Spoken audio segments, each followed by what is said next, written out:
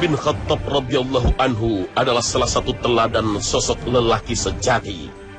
Ibnu Mas'ud radhiyallahu anhu berkata dalam hadis sahih Tirmizi, kita tidak pernah menjadi terhormat dan kuat kecuali sejak Umar masuk Islam. Karenanya Rasulullah sallallahu alaihi wasallam berdoa kepada Allah Subhanahu wa taala, "Ya Allah, buatlah Islam lebih kuat dengan berimannya salah satu dari kedua orang ini, yaitu Umar dan Abu Jahal." Umar bin Khattab memiliki tubuh tinggi besar. Para sahabat berkata, sampai-sampai jika dia berjalan dalam keramaian, maka kalian dapat melihatnya. Tubuhnya kuat dan kekar. Para wanita dan setan akan berlari menjauh jika Umar datang. Dalam riwayat Ibnu Athir, Umar radhiyallahu anhu berkata, jika ada di antara kalian yang ingin membuat ibunya menangis, yang ingin meyatimkan anak-anaknya, yang ingin menjandakan istrinya, maka biarkan dia mengikutiku ke belakang lembah ini. Ikuti aku jika kau berani. Demikianlah karakteristik Umar. Ia bukanlah manusia super, namun ia memiliki kekuatan karakter dan keimanan. Inilah pria sejati yang sesungguhnya. Sifat inilah yang telah hilang dari sebagian besar umat kita saat ini.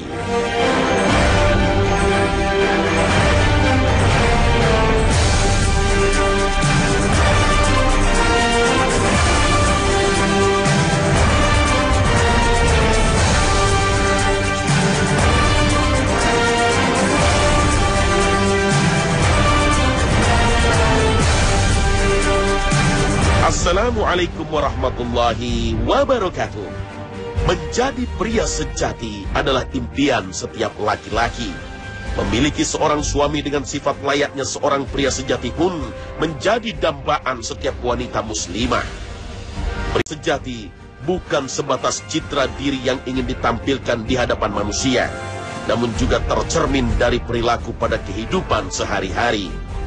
Penampilan fisik yang menarik adalah sebuah anugerah yang diberikan oleh Allah Jalla Jalaluh. Namun alangkah baiknya apabila anugerah ini disertai dengan akhlak dan perbuatan yang mulia, sesuai dengan tuntunan Al-Quran dan hadis. Kedua pedoman inilah yang menjadi dasar hidup seorang muslim sejati. Segala tindak tanduknya selalu atas petunjuk yang telah tertulis dalam kitab suci. Islam telah mengatur sedemikian rupa posisi seorang laki-laki serta kewajiban-kewajiban yang dipikulnya dalam keluarga. Seorang laki-laki adalah tulang punggung bagi keluarganya. Ia memiliki kewajiban memberikan nafkah bagi istri dan anak-anaknya. Di dalam Islam, setiap lelaki wajib bertanggung jawab atas kehidupan dan kemaslahatan para perempuan di sekitarnya. Ada 4 orang perempuan yang berada di bawah tanggung jawabnya, baik dari segi lahiriah maupun batiniah, yaitu ibu, istri, saudara perempuan, dan anak perempuannya. 4 perempuan inilah yang menjadi tanggung jawab para lelaki. Jika ada seorang ibu yang tidak beriman dan tidak menjalankan perintah agamanya, maka anak lelaki ikut bertanggung jawab. Jika ada seorang istri yang tidak solehah, maka kepiawaian sang suami membimbing istrinya patut dipertanyakan. Jika ada saudara perempuannya yang terkena musibah, maka saudara lelakilah yang berkewajiban menjadi tempat bergantung hidup. Jika ada anak perempuan yang durhaka, maka sang ayah turut serta menjadi yang dipersalahkan. Karena peran antara laki-laki dan perempuan yang sangat jauh berbeda inilah, Allah Subhanahu wa ta'ala sangat memperhatikan hingga hal mengenai warisan. Dalam hukum pembagian warisan, bagian seorang anak laki-laki tidaklah sama dengan anak perempuan. Laki-laki mendapat bagian lebih besar dibanding anak perempuan, dengan perbandingan 1 orang laki-laki berbanding dengan 2 orang anak perempuan. Sebagaimana firman Allah Ta'ala dalam surah An-Nisa ayat 11. Allah mensyariatkan bagimu tentang pembagian pusaka untuk anak-anakmu. yaitu bahagian seorang anak lelaki sama dengan bahagian 2 orang anak perempuan. Mengapa laki-laki justru mendapat lebih banyak dari bagian perempuan, padahal perempuan lebih lemah dan lebih membutuhkan harta warisan? Kaum perempuan tidak dibebankan untuk memberi nafkah kepada siapapun, berbeda dengan laki-laki yang diharuskan menafkahi keluarga, kerabat, dan yang lainnya yang wajib ia nafkahi. Seorang laki-laki berkewajiban membayar mas kawin untuk perempuan yang akan ia nikahi. Laki-laki juga wajib menyediakan tempat tinggal, memberi makan dan pakaian untuk istri dan keluarganya, termasuk juga seluruh biaya dan kebutuhan lainnya yang dipikul oleh seorang laki-laki. Maka jelaslah bagi kita sebagian hikmah Allah Jalla Jalaluh dalam membedakan antara bagian laki-laki dan perempuan. Allah telah mengatur sedemikian rupa hak seorang laki-laki dalam menerima warisan, bukan semata-mata agar ia lalai terhadap kewajiban yang menyertai hak tersebut. Seorang laki-laki harus mampu mempergunakan harta yang ia terima dengan penuh tanggung jawab.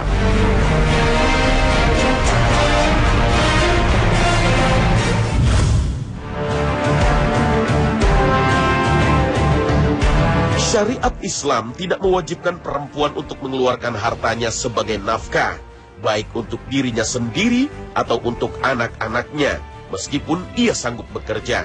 Sebaliknya, kaum laki-lakilah yang memikul kewajiban memberi nafkah bagi keluarganya, baik makanan, pakaian, dan juga tempat tinggal.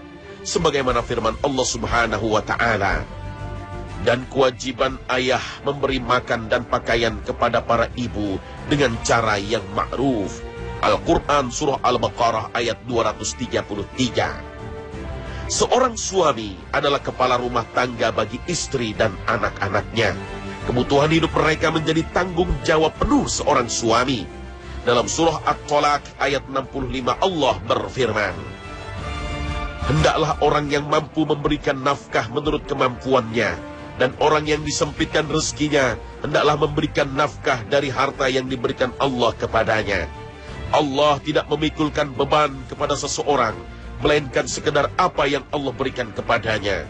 Allah kelak akan memberikan kelapangan sesudah kesempitan. Menafkahi keluarga diwajibkan bagi suami sesuai dengan kemampuan dan keluasannya. Misalnya, nafkah orang yang susah lebih sedikit dari nafkah orang yang mampu. Dalam sebuah hadis, ketika ada seseorang yang bertanya kepada Rasulullah, wahai Rasulullah, apa hak istri kami yang wajib kami tunaikan kepadanya? Rasulullah menjawab, hendaknya memberikan makan kepadanya jika dia makan, memberikan pakaian kepadanya jika dia berpakaian. Janganlah memukul wajahnya, jangan pula menjelekkannya, dan janganlah mendiamkannya kecuali di dalam rumah. Hadis riwayat Abu Dawud.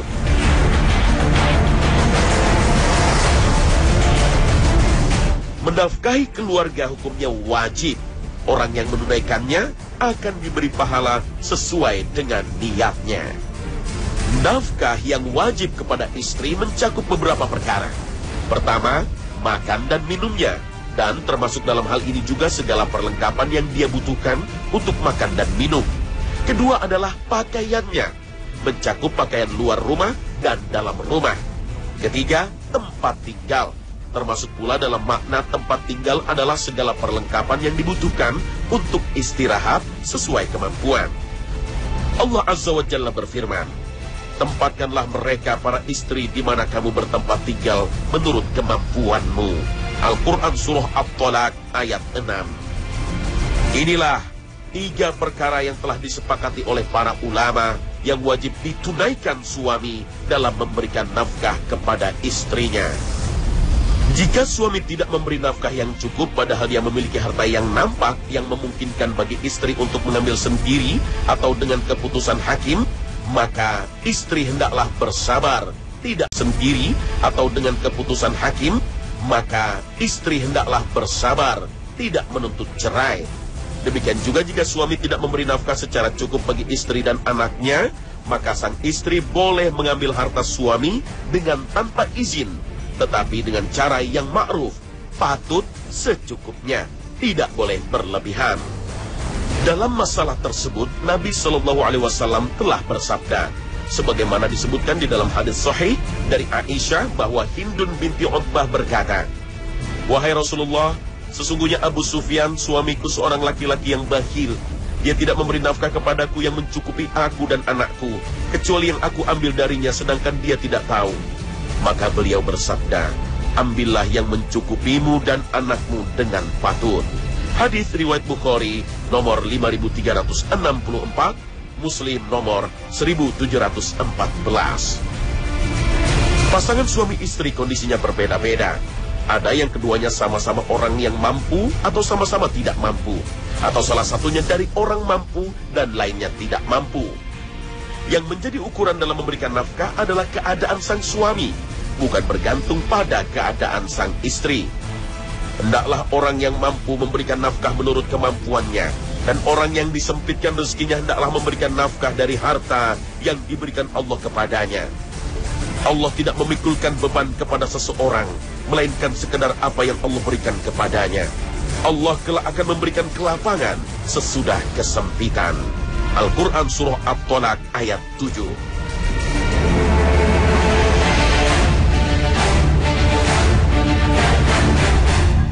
Selain nafkah lahir, seorang suami juga wajib memberikan nafkah batin kepada sang istri.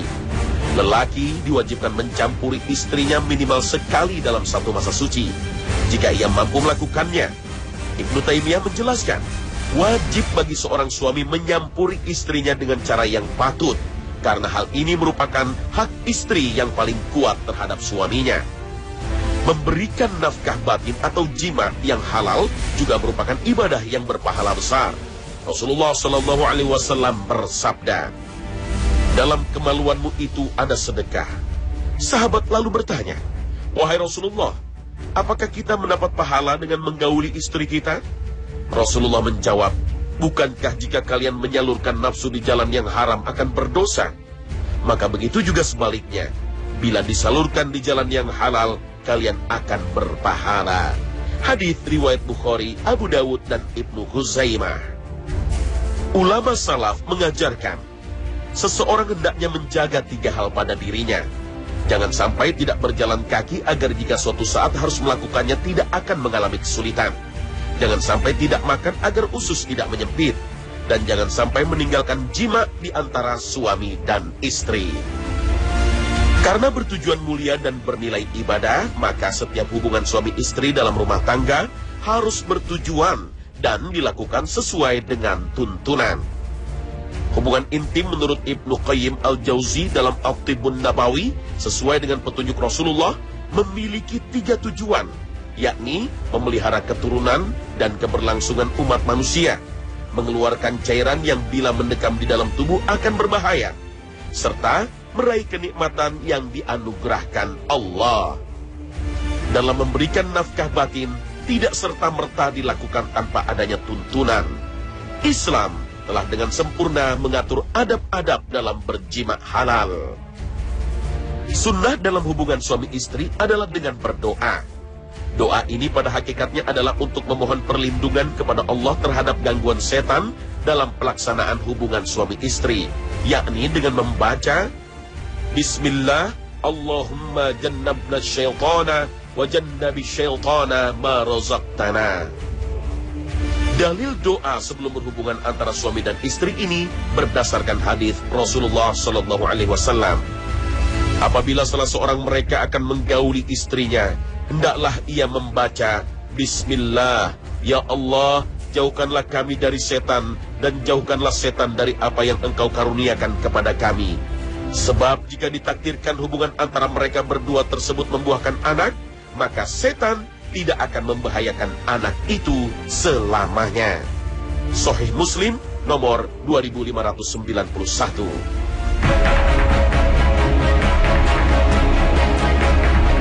Adab berikutnya adalah dengan pendahuluan ungkapan perasaan kasih sayang seperti halnya ucapan yang romantis, ciuman, dan cumbu rayu. Rasulullah Shallallahu Alaihi Wasallam bersabda, "Janganlah salah seorang di antara kalian menggauli istrinya seperti binatang. hendaklah ia terlebih dahulu memberikan pendahuluan, yakni ciuman dan cumbu rayu. Hadis riwayat At-Tirmizi. Sebaiknya jima dilakukan di tempat tertutup, karena jima adalah hubungan yang sangat pribadi. Untuk itulah tidak boleh dilakukan di tempat terbuka yang kemungkinan bisa dilihat oleh siapapun, termasuk oleh anak-anak kita. Dari Atobah bin Abdi As-Sulami diriwayatkan bahwa apabila kalian mendatangi istrinya berjima, maka hendaklah menggunakan penutup dan janganlah telanjang seperti 2 ekor himar. Hadis riwayat Ibnu Majah.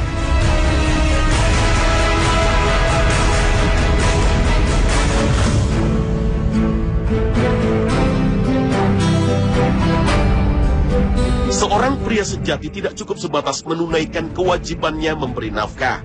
Ia juga harus menjadi sosok lelaki terbaik di mata keluarganya. Meski pada dasarnya ia adalah seorang yang berwatak keras dan kaku, namun ketika berinteraksi dengan orang lain, terlebih lagi dengan istri dan anak-anaknya, ia harus bisa bersikap lunak agar mereka tidak menjauh dan berpaling. Termasuk akhlak Nabi SAW. Beliau sangat baik hubungannya dengan para istrinya. Wajahnya senantiasa berseri-seri, suka bersenda gurau dan bercumbu rayu dengan istri. Bersikap lembut dan melapangkan mereka dalam hal nafkah, serta tertawa bersama istri-istrinya. Bahkan beliau pernah mengajak Aisyah Ummul Mukminin berlomba menunjukkan cinta dan kasih sayang beliau terhadapnya. Tafsir Ibnu Katsir. Dari Aisyah radhiyallahu anha, Nabi SAW bersabda, sebaik-baik kali terhadapnya. Tafsir Ibnu Katsir.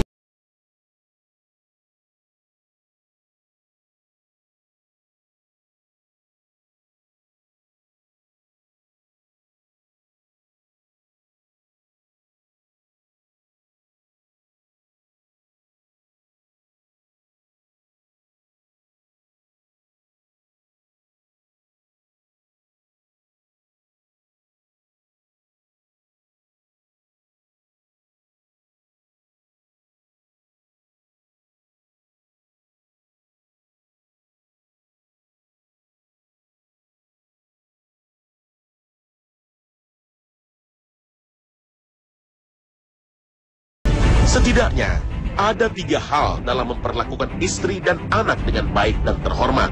Pertama, mengajak istri dan anak untuk selalu mendekat kepada Allah Azza wa Jalla. Kedua, seorang lelaki harus selalu berusaha memberikan yang terbaik kepada istri dan anak. Seorang lelaki terhormat juga sangat tidak pantas mengungkit-ungkit kebaikan dan pemberian kepada istri dan buah hatinya. Ketiga, lelaki itu menjadi pakaian bagi keluarganya. Fungsi pakaian adalah selalu melindungi, menutupi hal-hal yang memang harus ditutupi, dan menjaga kehormatan sang pemakainya. Seorang laki-laki harus menyediakan waktu untuk istri dan anaknya tatkala mereka gelisah dan perlu perlindungan. Ia juga harus menjaga kehormatan dan harga diri anggota keluarganya, tidak mengumbar cerita kelemahan dan keburukan istri dan anaknya. Sebaliknya, ia harus memperbaiki kelemahan-kelemahannya.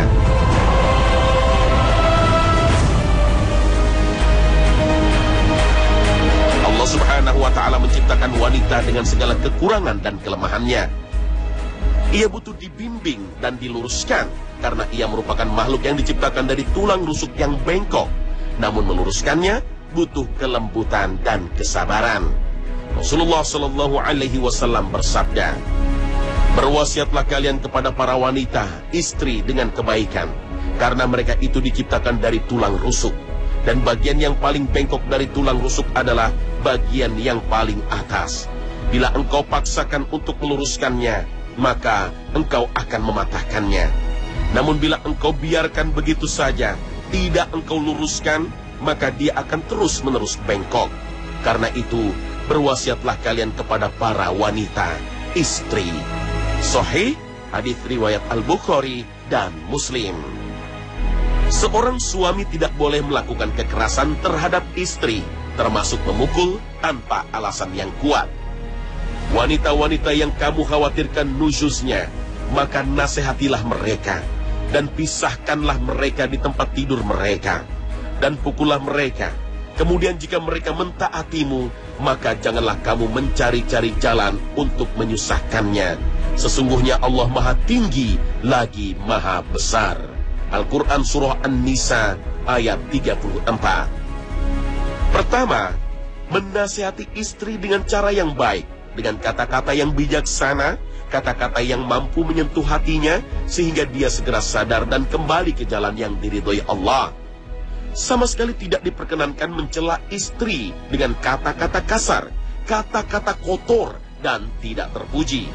Rasulullah melarangnya, karena kata-kata itu lebih tajam dan menyakitkan dibandingkan sayatan pedang tertajam di dunia sekalipun. Kedua, jika dengan kata-kata belum mengubah sifat buruk istri, maka Al-Quran memberikan jalan lainnya, yaitu mendiamkannya dan tidur terpisah dengan istri, dengan harapan istri bisa merasa dan segera introspeksi. Seorang istri yang benar-benar mencintai suaminya, dia akan segera sangat merasa mendapat teguran jika suaminya tidak mau tidur dengannya. Dengan teguran itu diharapkan istrinya kembali sadar dan menjadi istri yang solehah, sehingga rumah tangga kembali rukun dan harmonis.